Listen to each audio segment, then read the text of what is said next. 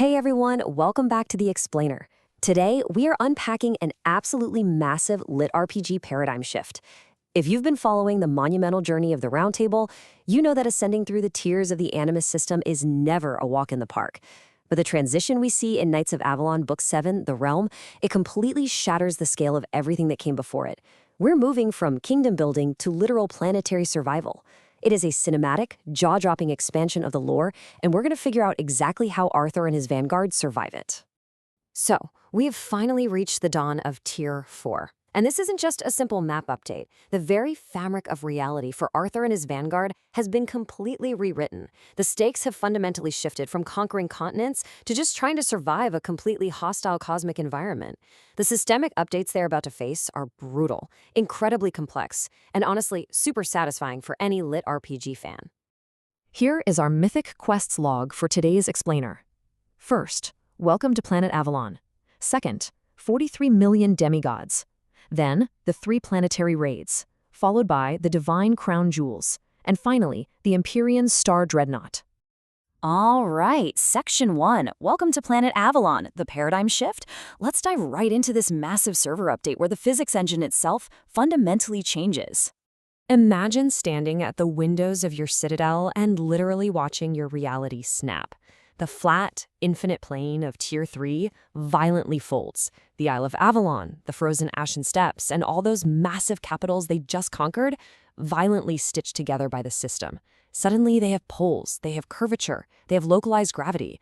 Arthur's awestruck realization, we're a planet, perfectly captures the sheer scale of this shift into Tier 4, the Realm of Mythos.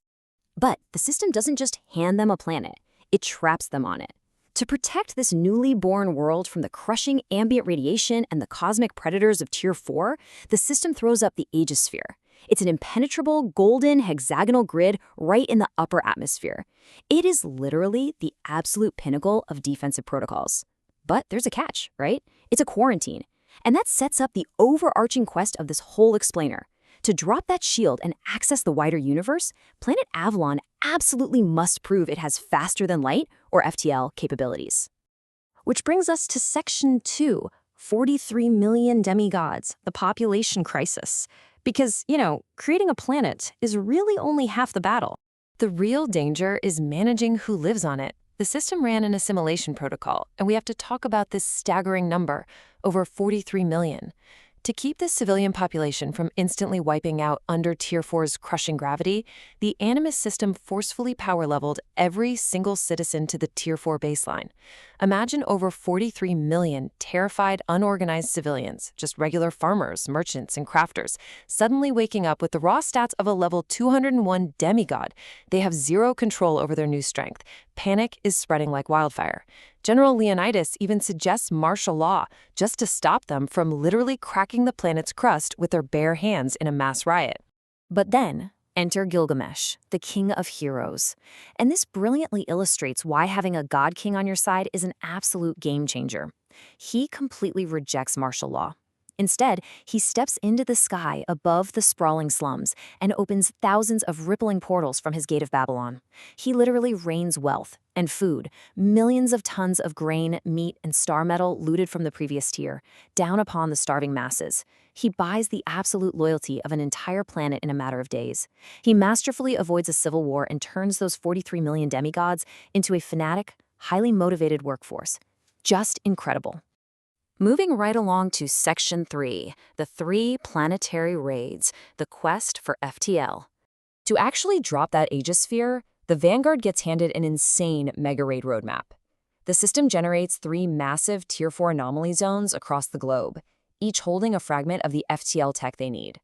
First, 50 miles subterranean is the core of Genesis, holding the Aether Plasma cores. Second, way up in the upper atmosphere, the Sky-Tethered Ruins contain the Astronavigation Matrix. And finally, on the dark side of the planet, the heavily fortified Vault of the Eighth. Arthur, being the genius tactician he is, flat out refuses to split the party. They're bringing their concentrated might straight down into the Earth first. Let's talk about the brutal LitRPG raid mechanics of this first target.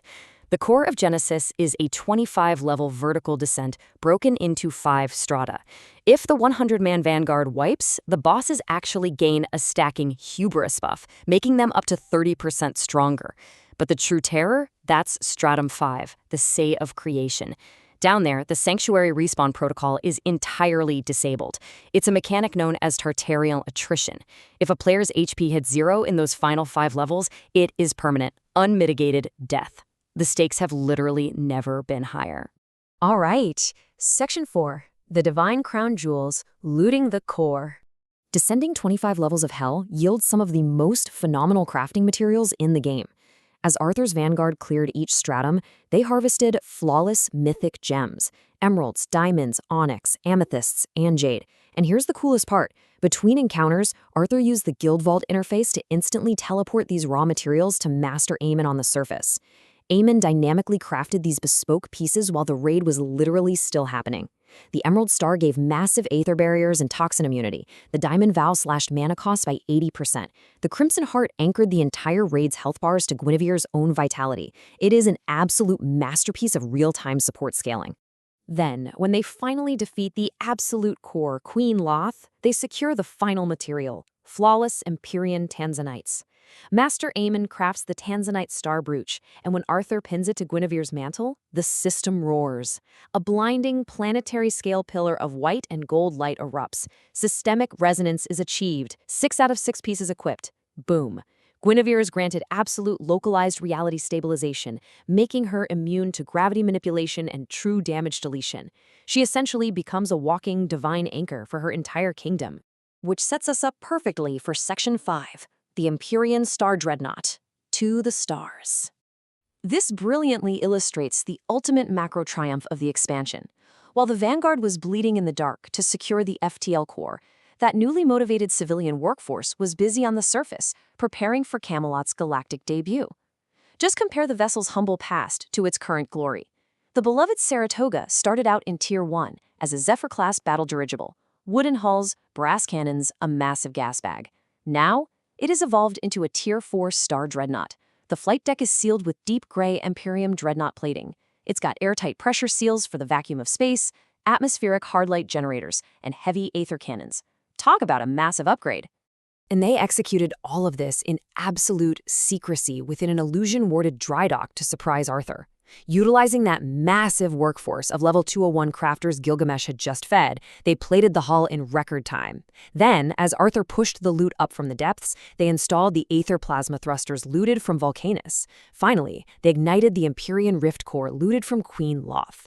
When Arthur finally returns to the surface, the ship lifts effortlessly, defying the crushing gravity of Tier 4 on pure, unadulterated cosmic power. But the journey is far from over. They have the ship and they have the power source, but they still lack the astronavigation matrix required to safely fold space. Which leaves us with a pretty terrifying question to ponder. With the Star-Dreadnought airborne and the core secure, how on earth will the Vanguard survive their next target? A raid literally floating in the violent astral winds of the upper atmosphere, fighting bosses while locked in zero-gravity freefall? I don't know about you, but I absolutely cannot wait to find out. Thanks for joining me on The Explainer, and keep your shield walls tight.